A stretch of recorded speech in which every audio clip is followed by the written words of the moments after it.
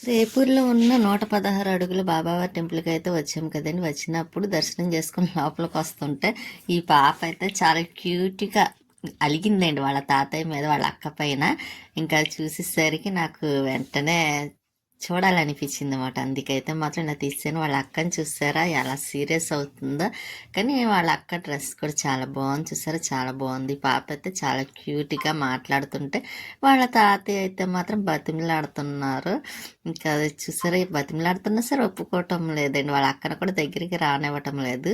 వాళ్ళ అక్క వాళ్ళ మమ్మీ పిలుస్తుందని తీసుకురమ్మని పిలుస్తుంటే వెళ్ళట్లేదు, వాళ్ళ తాతయ్య దగ్గర ఉంటుందన్నమాట. అదిగోండి చూసారా, వాళ్ళ అక్క కూడా చాలా బాగుంది కదండి. చక్కగా ఎంత బాగా రెడీ అయింది అనుకున్నారు. న్యూ ఇయర్ రోజు చాలా అందంగా రెడీ అయ్యారు ఇద్దరు పిల్లలు కూడాను.